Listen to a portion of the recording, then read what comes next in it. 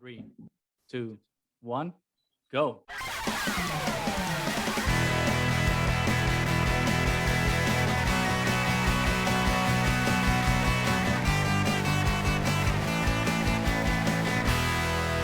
Welcome back, everybody, to the Triad of the Fours podcast, the podcast from three Puerto Rican friends coming together to do deep dives into Star Wars and other nerd-related media.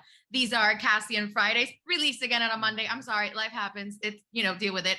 And we are talking about episode 6, The Eye, and what a feast for the senses that episode was. But before we get into that, we would like to introduce our guest for today, la EstarGuarsTía herself, Cari. Bienvenida. Welcome to the Hey, Triad. thank you so much for having me, guys. I'm so excited to be Oh on. my god, and we're so excited. We're so excited to have you. Yeah. Oh my God. ever since like we saw like that could we call it viral? I would say viral, like that your viral response to certain toxic elements of the Star Wars community on the Twitter. I was just like, okay, I must know. Immediately in the and yeah, I was like, when can we be friends? And when are we doing the podcast? Absolutely, yes. Slowly but surely. And the day has come. So thank you so much for joining us. We're very happy. Thank you to so have much you. for having me on. Uh, I'm honored. Thank you. You're our first time We are guest, so honored. like this is the first time that we've been talking to you.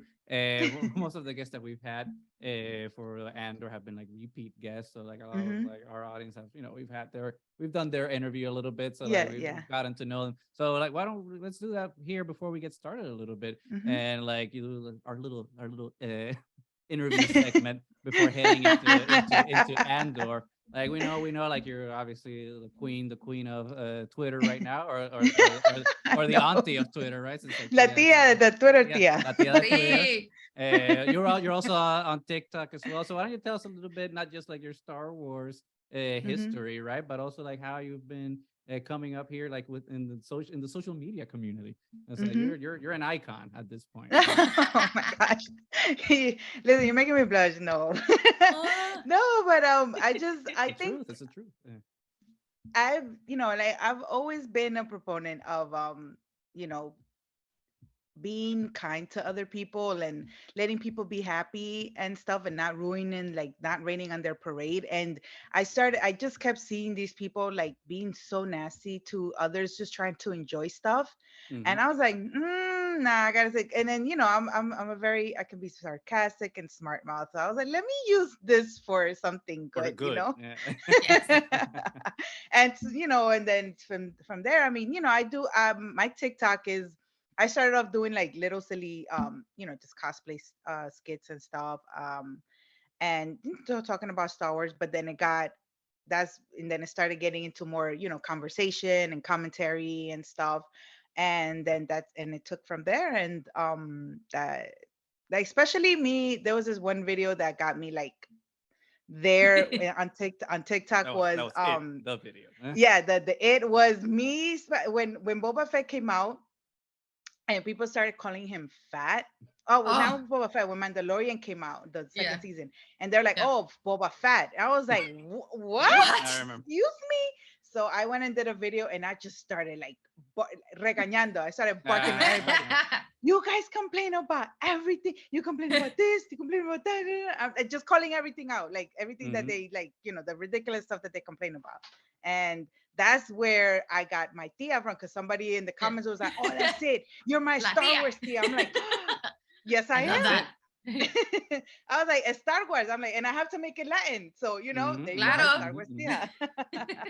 Excellent. But yeah, that was a little history there with the name and stuff. And we're not too familiar with the TikTok universe. So like what has your experience, and how has it been different, right, from now that you're like on Twitter as well? Like how has like that Star Wars community on TikTok been for you versus like how things can get on Twitter? Because we know Twitter gets very spicy sometimes. But since we're ignorant on the world of TikTok, why don't you educate us a little bit on that? Yeah.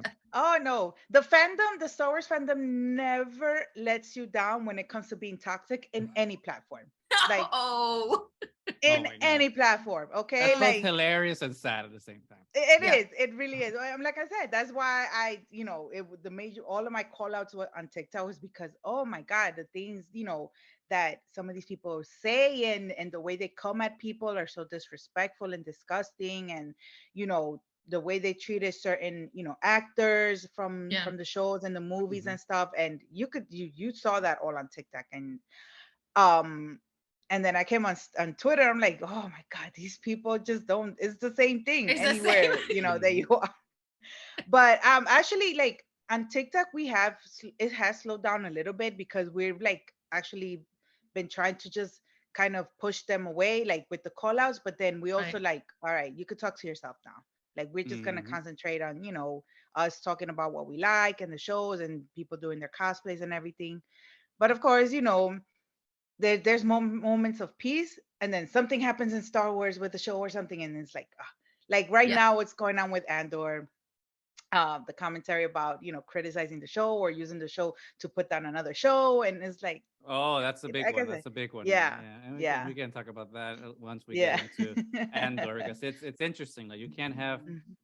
That's why we can't have good things, right? It's We just can't have because nice things. Like anytime it's we just. get something that's amazing, and let's be honest. Like I think maybe all the shows haven't been hitting at the same level of like Hmm. 10 out of 10, but like for the most Hmm. part, I think that we are They've been getting a good. lot of really Yeah, good it's been good. content Yeah. from And I them. mean, So and every story and every show just hits different with Yeah. different yeah, people. exactly. Yeah.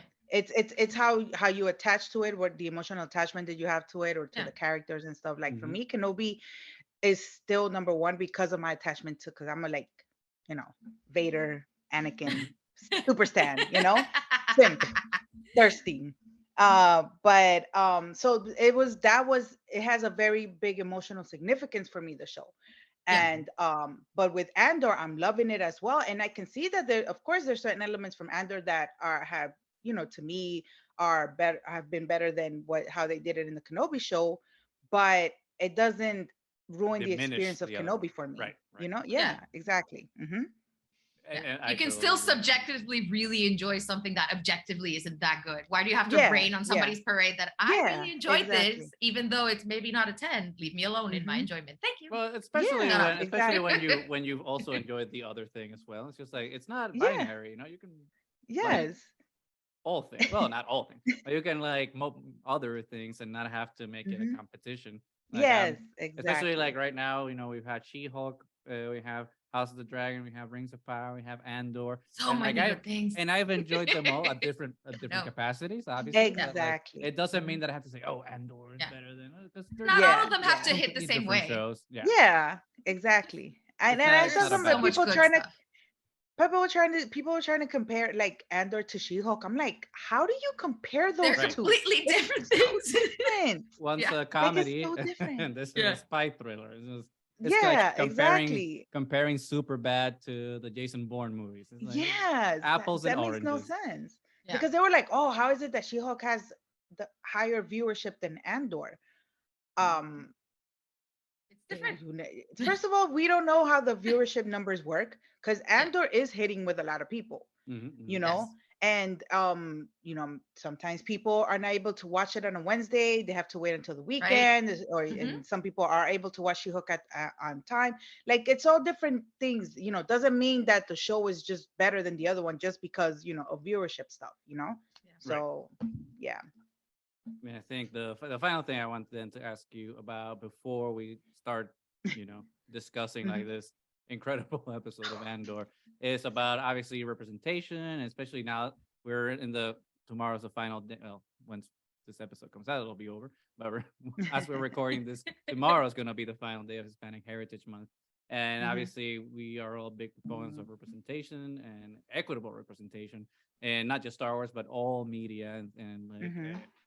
With Andor, obviously we have Diego Luna as the main character, keeping his accent and like being the glorious Diego that Mhm. he is. Obviously, we Yes. also have Adri Arjona as Ariel Biggs. Juana. So we have like a lot of like Latinx Hispanic representation in the Star Wars universe right now. We also have Rosario in Ahsoka. We have obviously Pedro in Mando. So how do you Mhm. feel that and let's make this global. Like, I want to know about like all media and your opinion, but Mm-hmm. particularly Star Wars. How do you feel like the Star Wars and Lucasfilm and Disney are doing in terms of like Hispanic and Latinx representation Mm-hmm. in its content? And is it good enough, or could it be better? What are your thoughts on that? No, I absolutely love that. Obviously we we haven't had any type of that, any type of representation like that in Star Wars since Mhm. like ever. Original trilogy, there was nothing. Prequels, definitely Jimmy nothing. Smits, but Jimmy that was Um, Smith, it. yeah, oh yeah, Jimmy Smith. That's it. Yes, absolutely. our But boy. that's like really the only person. And Yeah, and but we couldn't. Jimmy Smith, even though he was Latino yeah. in the Mm. as the person playing it, the character, we couldn't really relate to him in Yeah. Mm, any way of in any Latin, the way of the Latino could relate to him. I see. Mm. Hmm. Um, I mean, I know that with Pedro Paz, like with the Mandalorian, we still don't. I guess with the Mando, the whole thing of him having to struggle and having to do what he can in order to survive and stuff, we can kind of relate to that as Latinos, because the immigration experience is always a hard one. It's just about Yeah. surviving and Hmm. stuff, taking care of your family as best you can. So I think in that way we could kind of relate to Mando somehow. Even though he He's was just, a lot behind the mask, so it was kind of yes, hard to yes, tell for a long exactly. time. Yes, So, yeah, And doesn't have hmm, an accent, yeah. right? see, Yeah, exactly. But I think with Diego Luna is the person that we are finally hitting that, that big stride with. Hmm. And I love that he was able to keep his accent. yeah, And I know he wanted to do that. That was his thing. Like, he said that he wanted to keep the accent. And because of how, as immigrants, when we go, like, in the show, how he had to go to another planet and stuff, yeah, you can tell that he's not from there. And Hmm. yeah, again, that's one of the biggest experience of any Latin and Latino immigrant, is having to go somewhere else, and people like, oh, they're not from here. Just when Hmm. you could look a certain way, you could be, you could look like a regular white person and stuff, but as soon as you open your mouth Hmm. and yeah. start Hmm. talking, Nos it's like, choteamos un oh, poquito, like, ¿no? sí, exacto. But that's one of the interesting things that like I think it some people don't realize is because like it happens to like uh, me and all friends of mine and other people from Puerto Rico like go here to the States. It's just like, oh, you Mhm. don't look Puerto Rican. And it's just like, well, Mhm. Mhm. what does that even mean? It's like, yeah, there's blonde Yeah. Puerto Ricans, there's Afro Puerto Ricans, like there's ones that look like me, there's ones that have green eyes. It's like we're colonialism, baby. Like you guys came to us and Yes. like intermingled, and And now we have all this now we're We plethora all look of. like, yeah. now we're everything. There's not one thing that Mhm. we look like and that we're supposed to look like. It's just our cultural experience, right? That makes us Mhm. who we are. So it's just like to pigeonhole us into like a category. I think it's Yeah. unfair. I mean, but it's also ignorance, right?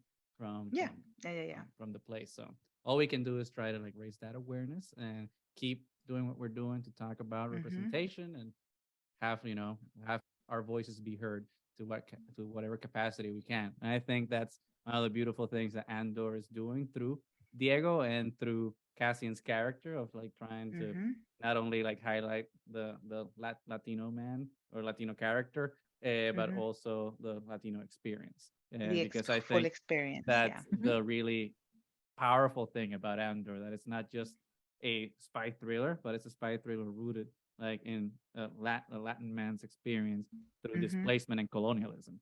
Yeah. Eh, Yep. so that being said, why don't we talk about Andor a little bit before we go into Good. Good. episode 6? What have been your thoughts so far from episode 1 through 5? I mean, obviously, from what I've gathered, Mhm. you're enjoying the show a little bit. So. Just a little bit. Just a little. Un poquito nomás. Uh-huh. No, absolutely. From the first episode, I mean, I know that a lot of people, their complaint was that it's such a slow burner and and the pace and stuff like that. I think what helped me, or many people, was that they gave us the first Hmm. arc, 3 episodes. That really helped a lot. Yeah. With really kind of grasping what the show and the story was gonna be like. Mhm. Um, But see, I don't have that complaint. I like a good story. I like taking Mm, that, I like when they take their time, Yes. showing us, this story. It doesn't have to be all the time. Something has to happen. Something big right. always has to happen, you know? And I like that they took their time with it in that way. That's my personal preference though. Because you know why? Because all the other shows have always been like so fast action. That's Hmm. Yeah. majority of them are always just like just go and go, go, go, go, go, even with the movies and stuff. So now we're actually Yeah. here taking our time with somebody, getting to know their story in a very detailed way. And I've absolutely loved that. And then just the whole tone of the show being so different from Yeah. the other ones, like that's Mhm. like the main thing. Because the same thing was with Rogue One is very different from Yeah. any of the other movies that Hmm. we've had. Hmm. And um and I think that's important because when you change the formula a little bit, it reignites, like, okay, oh Yeah. shoot, Reinvigorates. It just, yes, yeah. Hmm. exactly. Hmm. It the interest and the spark and stuff, like, oh, this is something different, but it's still Star Wars. I know. um Hmm. and Exactly. especially the most important thing, I think, is because now we're getting the story of the everyday regular people Hmm. Right. that were forgotten in the background with all the other shows and the movies and stuff, because it's always been about the Empire, the Mm. Force, the Jedi, the Right. Sith, Hmm. the big things in the galaxy. And now we're getting to experience, well, now I can relate even more to People the that to don't have this. superpowers. Exactly. The no superpowers, the ones that Yeah. had to Hmm. really suffer the consequences Hmm. of what happened after the Empire took over. So yeah. Excellent. I totally agree Yeah. with everything. Yeah. And now we've like reached the final part of like the second arc, so to speak, with the Hmm. eye, and we got to Hmm. finally see the heist in action, like all the consequences and heartbreak and losses that we expected to see, but still didn't want to see. And then some little snippets into like what's I'm still not happening in over the it. other parts of the I know. galaxy. So, and I got my eye of Aldani light going on in here because I'm still feeling it.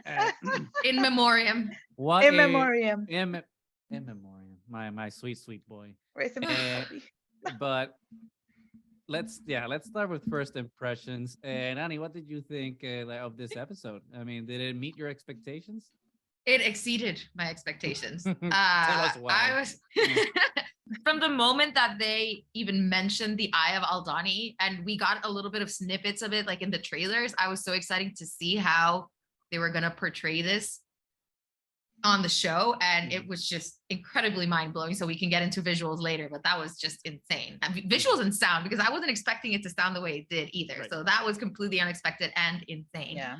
But we had gotten so many unexpected things from Nemec in the last episode that I really loved how we started with that conversation between him and Cassian, and how he's trying to understand what Cassian's role is in the rebellion within everything that he's already understood. And then as the story goes on and you're just worried about Nemec the entire time because you know he's probably not going to make it, but you still hold out hope the entire Hmm. time. And there's so much tension because, as we've said before, the fate of the only one that we know is Cassian. We know he makes it all the way to Rogue One, but we don't know the fate of any of the Mhm. other ones. So Hmm. I think Mhm. it was perfectly framed and a really excellent combination of narrative and character development and sticking to the story of that character, but then adding those elements that some people were complaining about, that, oh, it's not Star Mhm. Wars enough and there wasn't action enough. And this one, if this one made anybody unhappy, really, you suck and you're not watching the show that you should be watching. You're watching Mm-mm. something else. So, first impression, there we go. Yes.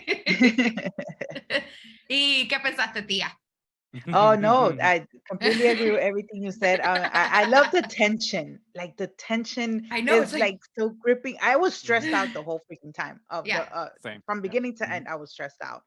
And I don't think like we don't get that type. We haven't gotten, well, I haven't felt that type of yeah, tension from beginning to end with any other show or anything, because the stakes were so high the entire right. time. Hmm. Yes. You're like, oh my god, now Belle. Oh my god, now Oh, yeah. Sansa. Oh my god, now, I see. like everybody was doing something different Everybody. that was like, we were like, oh my god, what's gonna happen to them now?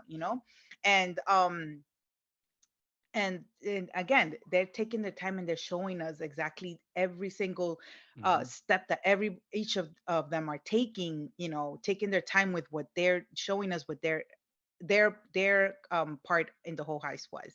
And I guess that's what kept that tension alive. And then, of course, combining it with the whole visuals and the music, The music is so good. Yeah. it just Oh made it yeah. so much more emotional, and you really immersed into what was happening in the episode. That was just beautiful. Yeah. Yeah. I mean, and it's interesting because even we have like the big action set piece of the heist, but for me, like one of the most tense scenes, honestly, was like the end when like they go to Right. the hospital planet. And it's just like, oh, what's happening? What's gonna And happen now? and Yeah. then I like know. you see like is Cassian gonna do the right thing when he's talking? I always forget the name, so I apologize. When he's Skeen. talking to when Skeen. he's Skeen, talking yeah. to Skeen about like what's gonna happen. Oh, should we go and just we split the money and we can go? And it's like, weren't you a true believer of the cause? And it's like, no, man, I was just here. And then Cassian shoots first, and I'm just like, what is happening? Like, what is happening here? Especially at that point where you're like, technically, we're sure about 4 people at this point that have survived. Mhm. What's gonna happen to this 4 people? And then the way it says, Yeah. like, oh, 2, that's it. That's all we get. 2 That's people it. survived. That was it. Well, actually, Cinta survived because we see Cinta walking away. Yeah, But she she walked wasn't away, there, yeah. so we didn't know about her fate yet. I don't think. Yeah, which is something we have to say to Disney and Lucasfilm. It's like, hey, don't imply that their girlfriends just go all in. We don't just do the little hand touch. the little hand thing. Like, Yeah, they should have kissed. Like They- this, like that was the moment for them to kiss. Like you don't know if they were The gonna goodbye. kiss. They didn't know if they were Yeah. gonna see each other if Star again. Trek Like, if Star Trek can go full queer, so can Star Wars. So it's like Yes. just stop. Just do it. Yeah. Just embrace. You're it. already saying that they're sharing sheets. There's the implied getting pissed off when Vel didn't tell her about Cassian. Like they're clearly in a relationship. If you're, hinting at it already, just goodbye, kiss. Yeah. It's not. that No, was I do honestly it, that was please. very unrealistic of them not kissing, because that's Right. the first thing you're gonna do Because with it was your life partner and when death, you're gonna and go. Yes. of course. Uh-huh. So here's to them reuniting and getting the appropriate screen time for the Yes. appropriate things that they must And do. appropriate reactions to them finding each Appropriate other reactions. alive. Yeah. Yes. So it's something. I mean, I think it's something symptomatic about Star Wars. They've always shied away from romance, and it's just like Close, and then it's Star Wars can have romance too. It's not just Han and Leia, and Yes. Padme and Anakin. And Padme. we and can Anakin, we can have other characters actually fall in love and actually have That's healthy that's one healthy thing. romantic relationships. Yes, and I've seen a lot of people like bring that up. That one of the things that Star Wars is missing is that romanticism in it. Mhm. Like you can still have a very a badass woman moment and stuff like that, and still 'cause Right. we still love like Mhm. yeah. just because And we're we can badass be doesn't badass mean and that nurturing at the same time. exactly. Look at Hera. Yes. Mhm. Why are the awesome women that are nurturers stuck in the animated series And only? animated, like Mhm. we could bring this to to real See. to Mhm. live action. Absolutely, yes. It's that, but I think it's a symptomatic thing of what Disney's doing, because I was reading and not to go on a tangent, but that's what always happens here. We go on tangents. But I was reading an article about the new Snow White live action remake that they're doing. I forgot the actress's name. She's a Latina actor.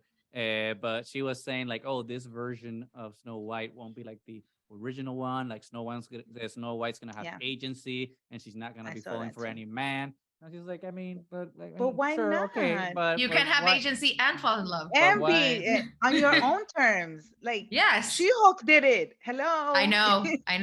Especially when she was talking to Kevin. Hey. Wait, bring back. Bring back Kevin. my Matt boy Murdock, toy like, here. dude, woman has a need. Like, but Yeah. you can't. It can't. I know. They can coexist. Yes. That you're just gonna have us be single. Like being a badass is the equivalent of like, well, and it's for women, because with men, like they're a badass, but then they get the girls. Like, oh, it's my Yes. prize. Yeah. So Yeah. I get to have my romantic attachment because Mhm. I'm a warrior man, but as a woman, like no. Yeah. They can't coexist. So it's time to like break those taboos. Obviously, we can have Yes. all different types of things, like a romantic stories, but we can also have romantic stories. And Yes. this was a moment where we could have had like something there, especially not just because it's appropriate for the characters, but also in terms of like just doing appropriate representation for Representation. that Absolutely. group, right? Yes. Because we don't see that Mhm. in Star Wars, and it's about time. Anyway, Yes. coming back. But yeah, so that final scene to me is just like even more tense than the heist itself, because it's like, what's the fallout? What's the consequence? And like now going This- into the next episode, and seeing, you know, Mon Mothma in the Imperial Senate, which, oh my God, We were the waiting Senate, for that, and it was the so good. Senate never looked so good. Oh my, Oh the my visual God, that thing the was, visual there oh, too is just Oh so yeah. amazing. and Para her pelo.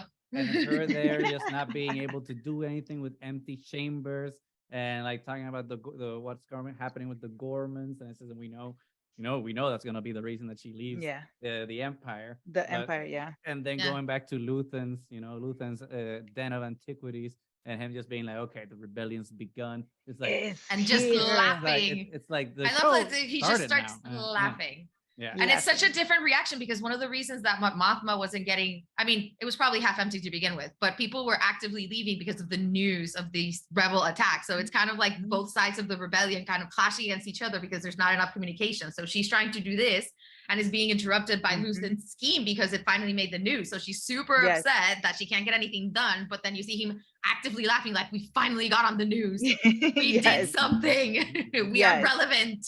So, But I and also seeing like the in the symbolism. emergency meeting, right? At the Yes. ISB. It's like, things are gonna happen now. It's big. But I also love the symbolism with the whole Senate apart because at this point the Senate is just a farce. It's just like Mhm. a facade, you know, because yeah. no matter what's being said there, if nothing is gonna get done unless the emperor wants Yeah. it to happen. Mhm. You know, he's just giving them the idea, the illusion that they do have some type of say and power. Yeah. Right. That's all. That is true.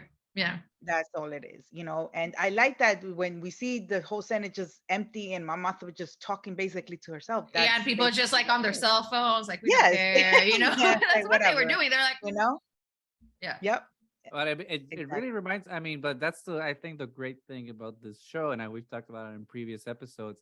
It's like how all the political commentary is not in subtext. It's all like there for us, like laid bare for us to see. Like, oh, this is what we're talking about. It's not about space wars, you know. It's not about space wizards and spaceships and Jedi and all that stuff. No, this is real stuff that we're talking about. Because when I was seeing that like that Imperial Senate scene with Mon Mothma, it just reminded me of things that happened both in the Senate here in Puerto Rico and the Senate in Congress here in the States as well. Because like sometimes when you have like las vistas públicas, how do you say that in English, Nani? Sí. The Like public viewings. public view, yeah, when you have like public Yeah. viewings, and it's particularly like for Puerto Rico or something in congressmen don't show up. It's always empty. It's just like when it's like They're something falling that's asleep. You see them sleeping in their See? chairs falling and asleep on stuff. their cell phone. So it's real. Mhm. Like it's not. Yeah.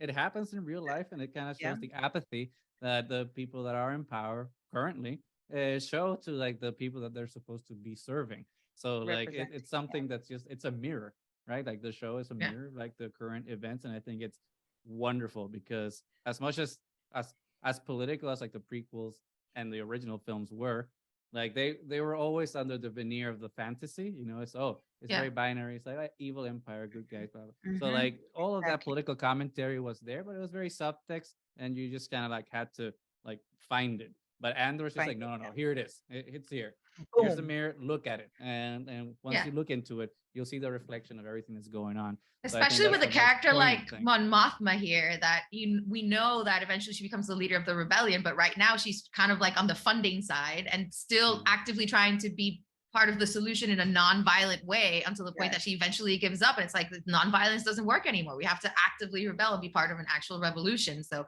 seeing the evolvement of Mon Mothma so far has been unexpectedly amazing. Like when we saw her and her outfits were fire and everything, I was like, we're gonna get so much good Mon Mothma, but we got an even better Mon Mothma than I was expecting. And I expect it to get even better because I think now, the next arc, we're gonna get all these repercussions of this actual threat that the rebels are starting to present. Yeah. I want that dinner party. With Mon Mothma, I like that there's the way that they're showing her home, that she has a family, her husband, her daughter and stuff. Like now we know that for her, she's gonna end up losing so much. She's really sacrificed so much for the greater good, you know. It's not even her husband, because he get lost, you know. But her daughter, but her daughter, regardless of how her daughter might be treating her right now or the way, that's still her child, and most likely she's gonna end up losing her child because her child's gonna be like, whoa, my mom is in the wrong. Yeah, Obviously she's Yeah. gonna she's a be her She's bad. an terrorist. Yeah, Yeah, extremist, and yeah. yeah, yeah. Mm-hmm. which is And Yeah, there's already something. resentment there to begin with. So exactly. And the father is like Well, basically yeah. flaming that of resentment course, on him, and kids you on my know? side. Here we go. Yes. Yeah. Exactly. Terrible, man. Let's not talk Yeah. about him. Yeah, because we get into that all the time, and he wasn't even the episode. Let's skip. Angry. No. I've said all I need to say about that. Yeah. Let's go. Until he shows up again. Until he shows up again, it's like your stupid haircut and your stupid attitude. And we're gonna throw hands. We're gonna throw hands. It's on site. It's on site. I mean, kudos to that actor. It's like, hey, you deserve your paycheck because you're making Yeah, me because hate you. you're really doing making it believable. Yeah.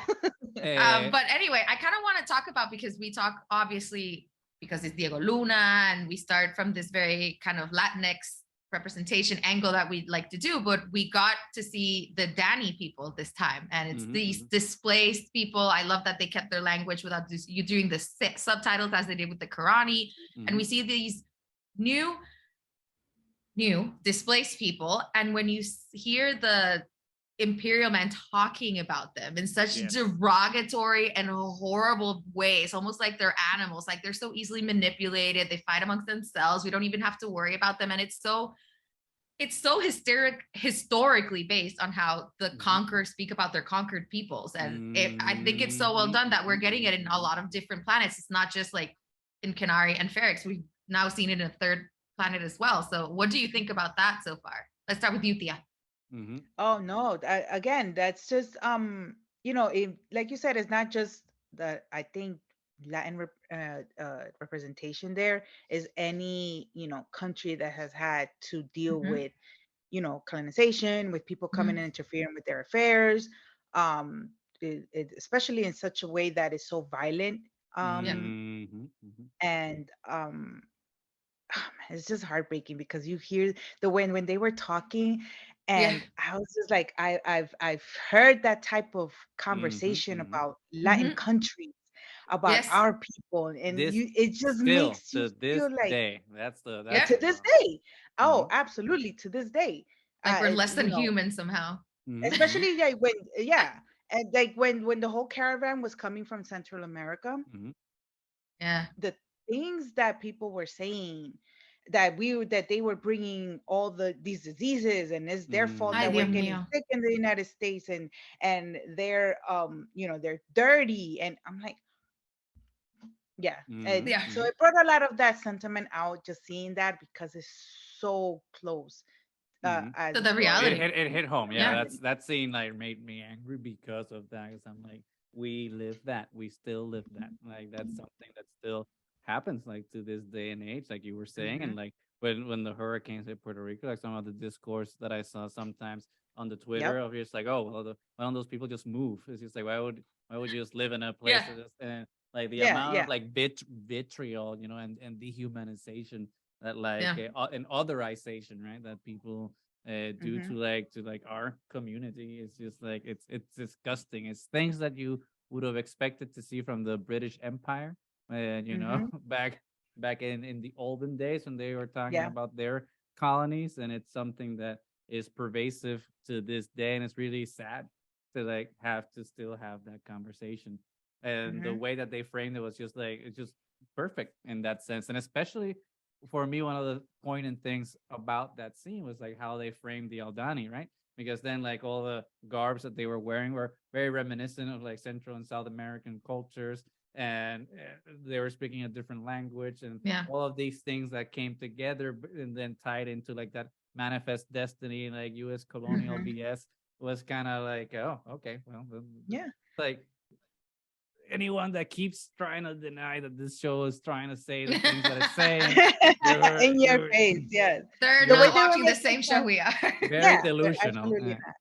And then just the way they were also like kind of dismissing their beliefs, because this was a very important event for them, for the Adani people, and in their sacred places and religions, sacred and stuff.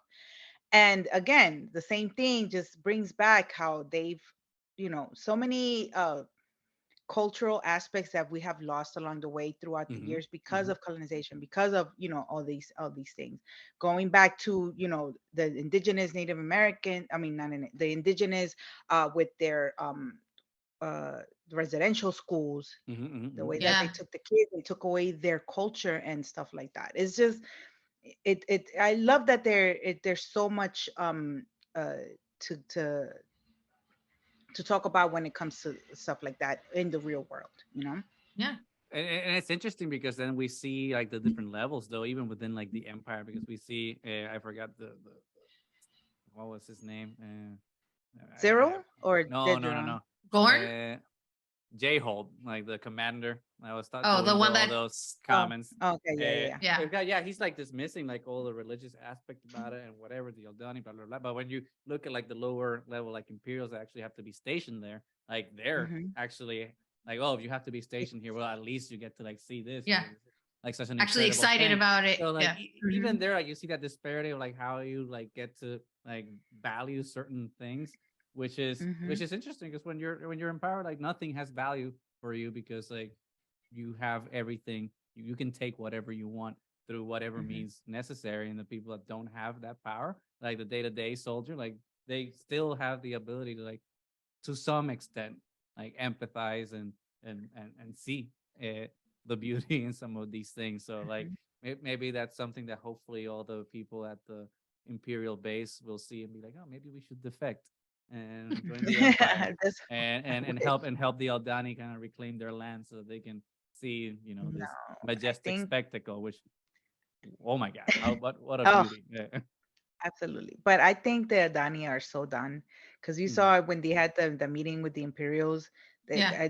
what was how did he frame when he said, "I need a plan for interplanetary something." So he meant that they want to go do something big, like Yeah, to they were gonna retaliate like against what break happened. down that entire dam and their entire to build some kind of infrastructure. And then they were already Hmm. talking about, we've already told them that from now on we're doing some imperial celebration down where they are. So they were already Mhm. taking away, you know, the last maybe sacred festival that they had. They're taking that away. They're taking their last sacred place. And it's, sooner or later they're gonna take away their language and all the rest of their customs as well. So Mira, pero Well, I and think who they're even knows done. now that how they're gonna retaliate, how the Empire is gonna retaliate against them, because mhm. they're gonna Now make the that, Adani pay. oh yeah, now it's gonna be, They're gonna have a mining accident. Oh yeah, as always something. happens. Yeah. No, but Yeah. like to your point, I mean, it's something not to keep harping on, like talking about Puerto Rico, but I mean, we're Puerto Rican, No, so no, Mhm. we no. always talk Of about Puerto course. Rico. But it's something, it's what's happening like now, you know, it's like with the displacement of our people, you know, it's just like, oh, let's start having like late 20, law 20 and 22 to Yep. like have Hmm. rich Americans come here and like buy With our tax property And exemptions and buy our privatize, property so your that yep. beaches all and the stuff. The private modern day Yep. exactly colonization. I mean, Yeah. it's not quiet, you know. It's just like, oh, let's raise prices now, like on all the highway tollways. So and it's just like you make it unattainable and impossible for the locals to be able to live in their own land. And you know, and hmm like we so at some point it's happening. It's the Yeah. displacement is Hmm. crazy. And like, oh, let's be all the nice areas. Let's like repossess those lands to just do tourism there and like destroy natural resources. It's like hmm Puerto Rico is like an excellent example of how like Puerto Rico's all done, like in many yeah, many yeah. ways, because like No, it's it It really is. is. It It is. really is. It is. It's just so sad. It's just kind of, you have to laugh about it at this point because it's just, and I do love that Andor is being very real about it Hmm. and Very all in, these like you things. So said, where you got mhm. what William said, very in your face. Like they're not sugarcoating it, they're not hinting at things. No, it's just this is what's mhm, going mhm, on. mhm. You know? Yeah. It's amazing. Like that's why like I'm loving this show so much because it's like hitting like all the notes that like I've been wanting it to All hit cylinders. Yeah. Hmm. in terms of like the political commentary. But Hmm. let's talk about the heist in proper. And you know there were many things that happened. There was one particular loss that we saw coming, but it still hurt like hell. So I don't know, like, yeah. Let's start with you. Like, how did you feel about that whole sequence of the heist and the losses that went there? Like, did the people that you expect to die? Were there people that you wanted to die that survived? Like, what were your thoughts on like all the consequences of the heist? Oh man, this is. I mean, we of course you're gonna expect because we already know we never see them in Rogue One or mentioned again and Hmm. stuff, right? So we already know that the losses are gonna be there, and it's Star Wars, so they love to hurt us anyway. Yeah. So it's gonna Yeah. happen regardless.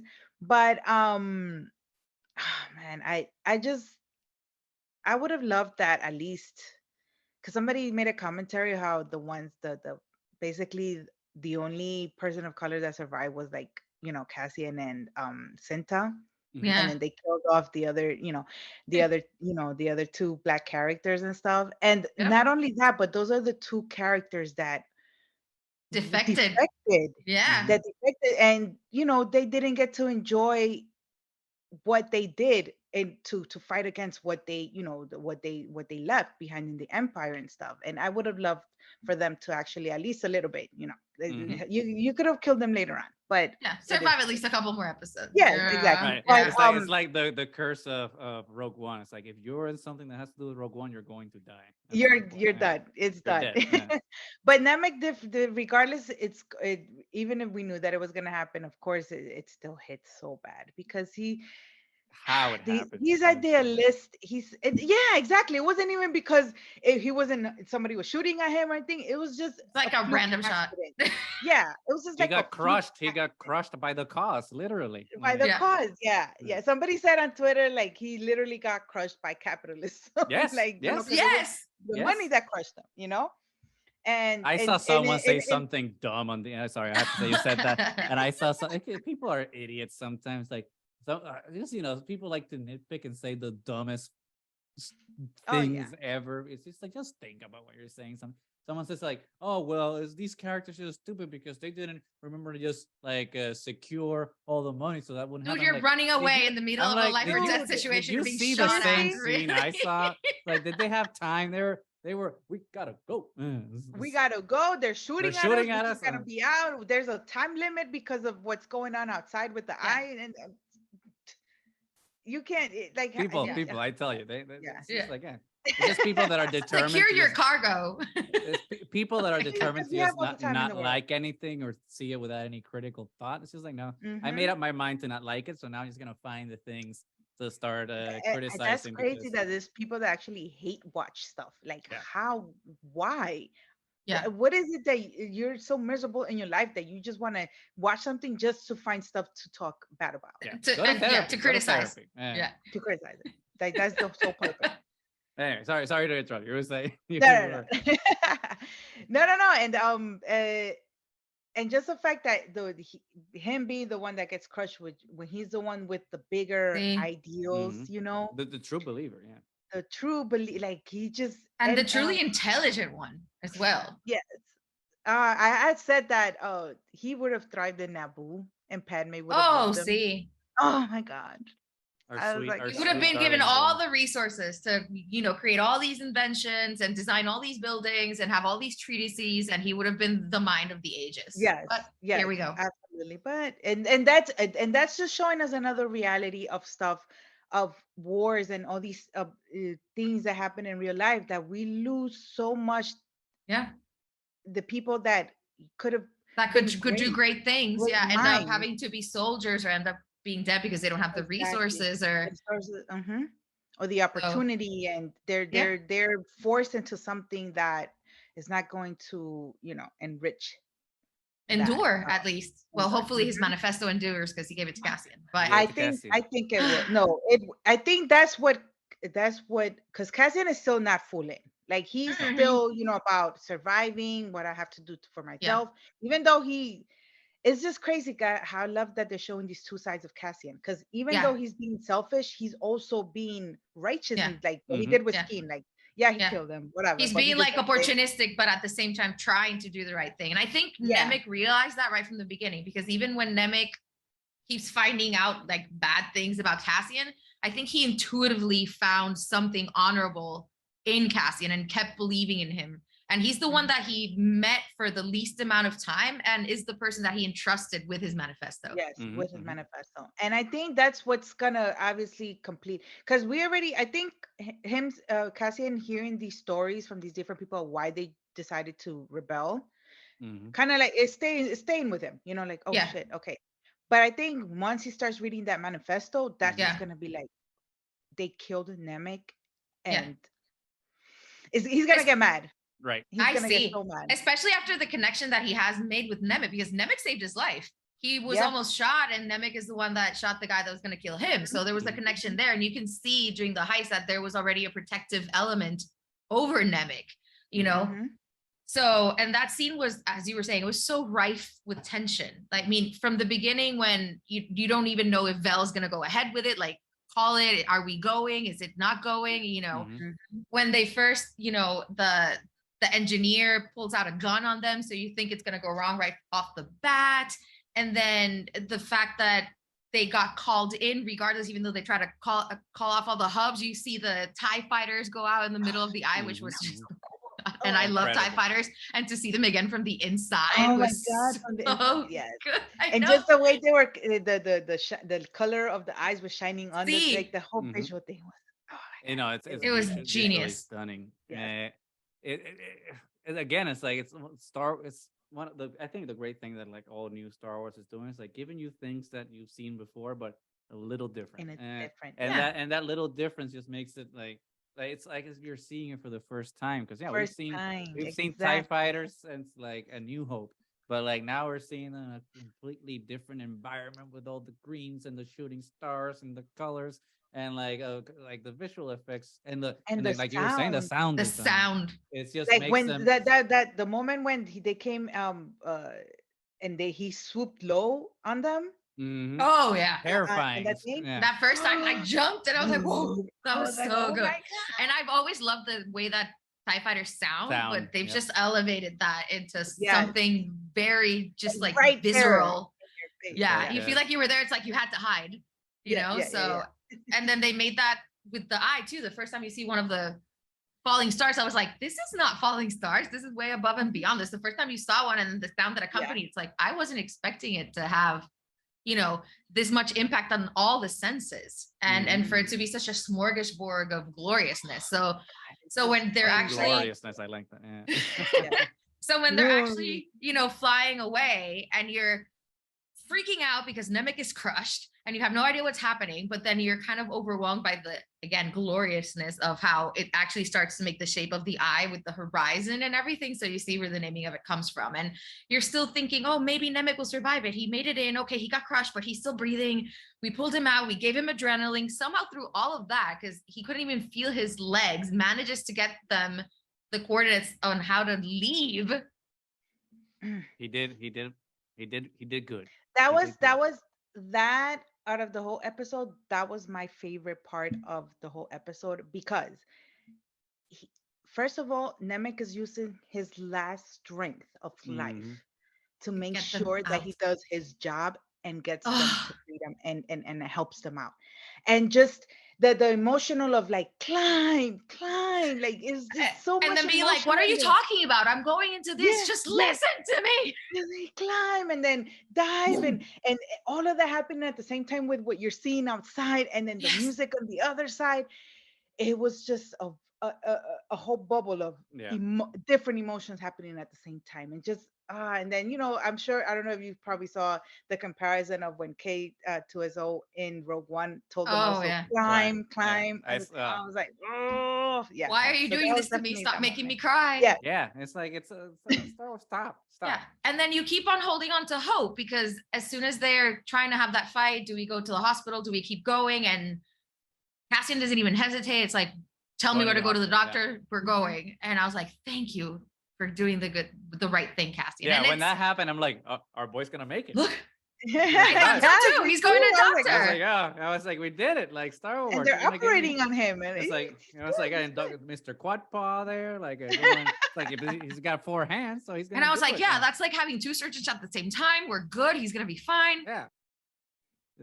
And no, and then she's like, it's like it was a double whammy, because they're hitting with, before that they hit us with Skeen being an asshole, being a traitor, who was the first one who suggested going to the doctor because he was looking for an opportunity to get away with all the money. What an asshole! He advocated for Nemec's survival just to leave them all behind and fuck them. I have a question for everybody here, because like at that point, Cassian asks Skeen like, "Oh, what about your brother?"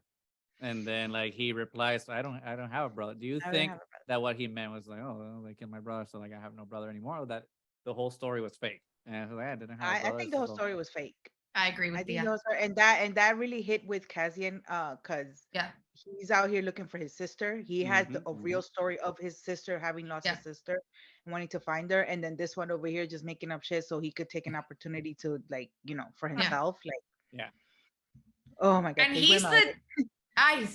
no, entonces lo más cabrón, sorry, is that he was the one that was trying to call out Cassian for being a dick. bleep And that out, he man. was the one that had ulterior motives the whole time. Right. Yeah, but So I think he was doing that just to see, To like, scope him 'cause out. he's It's like, hey, oh, it was like, Yeah. wait, who's this new person that might put a wrench, throw a wrench in my plans of, or Getting be an the money. ally killing and in me shit. leaving everybody Yeah. behind. Yeah, exactly. So he was I think at first it was just he was worried that fuck, this new person is like gonna mess up my plans of what I'm gonna do with after the heist and stuff. Yeah. But then after that, yeah, Once he figured out he was a mercenary, it's like, we're and that they were both in that school thing or prison, whatever. like they imprisoned. prison thing. Yeah. Then from there he was like, I think we could get him to do, be on board with my plan and stuff. And obviously after that we I get know. the scene of like our sweet darling boy Nemec, being covered in the white sheet. My poor You boy. walk in and you're like, oh, he made it. And it's like, Like, no. And then they're like, no, but that's the thing. They give us a little bit of hope. I They know, couldn't it's so just mean. have him covered when he goes in. No, No. they gotta show us like, I know he died. And then Quadpa just like it's like I tried. Oh, And then he goes in with the patting gun him. and it's like, it wasn't my fault. Don't kill me, please. But I wanted to talk about that scene because obviously we already talked about it a little bit, and we were talking about him giving Casting the manifesto. And like at this point, I would like do a heartbreak and be like, okay, what are we expecting in the next episode? But I think we can like mix that in right now with like what this means for Cassian. So, because I was thinking, as you guys were like discussing what I was gonna say Diego. For me, they're the same person at this point. What Cassian's state of mind is gonna be like for the series next. And in my mind, like I think what kind of makes sense. I want to hear your guys' opinions. Like, yeah, he's gonna take the manifesto, and he's not gonna read it yet because he's gonna be like, whatever, I'm done with this. But I think he's gonna go back to Ferrex, and he's gonna go back to Bix. And when he comes back, he's gonna be like, oh crap, like the Empire's here now. Like I just left this imperial colonial thing. And I came back to Ferrex expecting just to go back to my regular life. And now my regular life is gone because the Empire is here again and taking over all my stuff. So I'm just like reliving this again.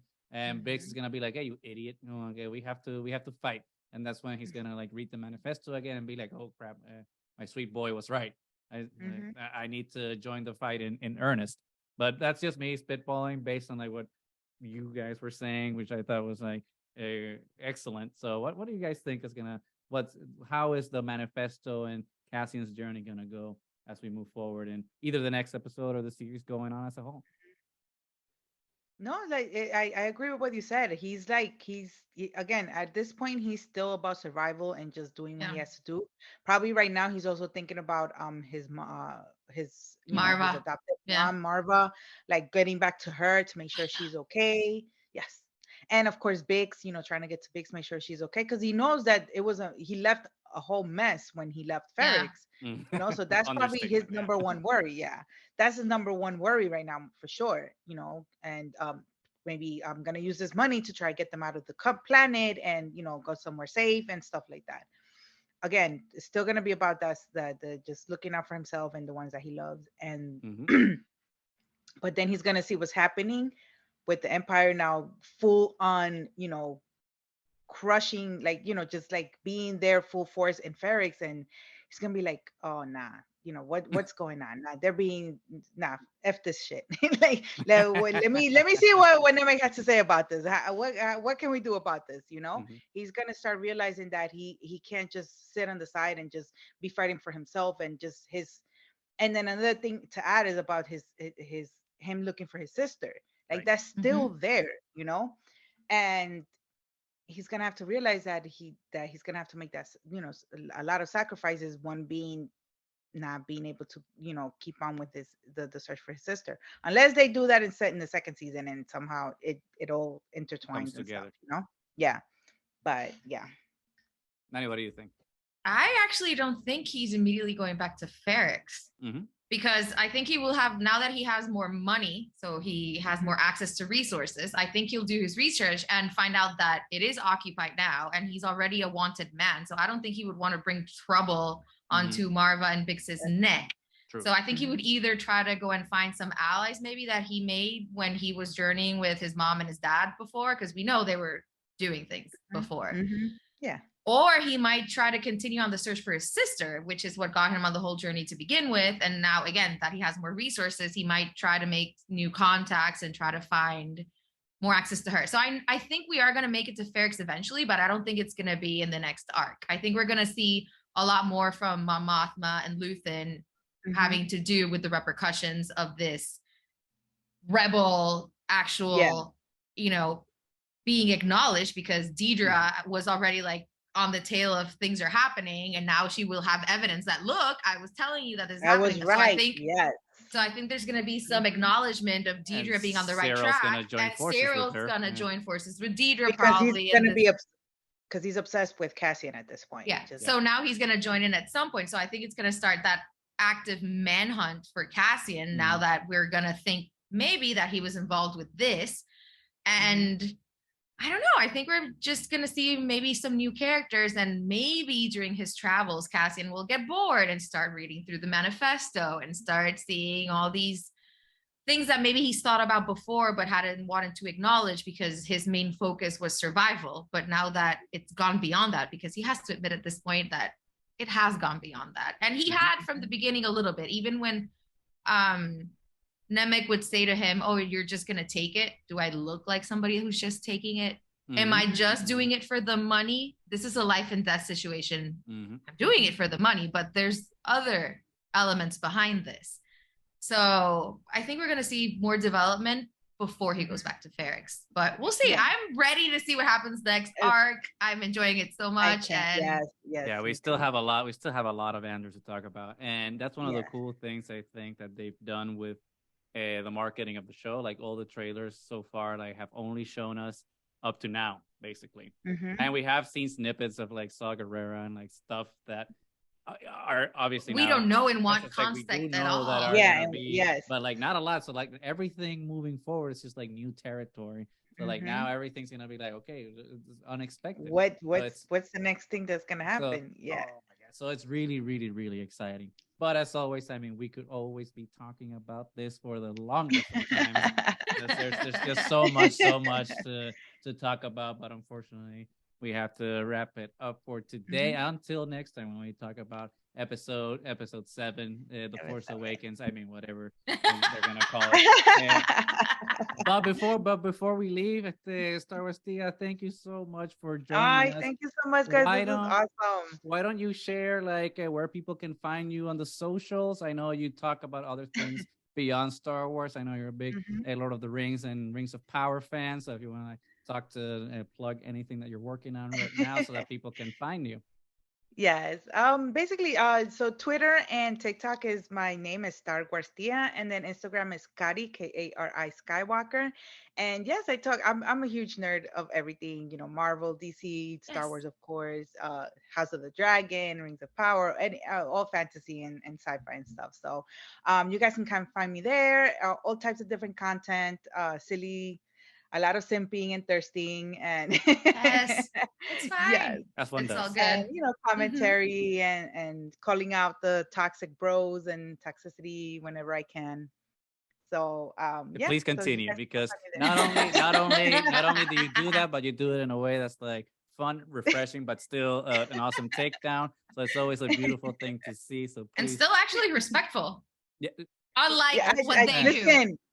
Listen, I try my hardest not to come out because my New York will come out so quick, and I've really learned how to, you know, come out in a way that it I won't be stooping too low to their level. But yeah, it's very hard. And they make it very hard sometimes. They make it very they hard. do. They make it almost impossible sometimes. Yes, absolutely. But I mean, that's all we can do. Just like call it out when we see it, but still try to be like a, you know, a positive force, and like try to like, you know, be advocates for constructive criticism, because no one here is saying that like we don't not enjoy things sometimes, because some things just don't hit the mark, and doesn't mean that we can't even the things that we do enjoy, that we can't look at it critically and be like, oh, maybe that didn't work or that didn't work. But that doesn't mean that we have to go all toxic incel, energy here. We can be respectful and like still be a force for good. Just like Star Wars tries to be a force for good, but we just have to help it be better, because we can always be better. And there's no finish line to improvement. There's always room for improvement. It's always a constant thing. Room for improvement. So yes. Again, thank you so much for joining us. Thank you for first time here with Triad. Definitely not the last time. No, definitely not. We have Bad Batch coming up, and that's gonna be, there's gonna be a lot to talk about. And we love a lot of other nerddoms that also. And we have a lot of nerddoms to talk about. So we focus on the Star Wars, but still. Listen, I'm here to talk about anything. Anytime you want to, you guys want to have me on. Awesome. I'm here. Excellent. So and anyway, yes. So, La EstarGuarsTía, thank you so much for joining us.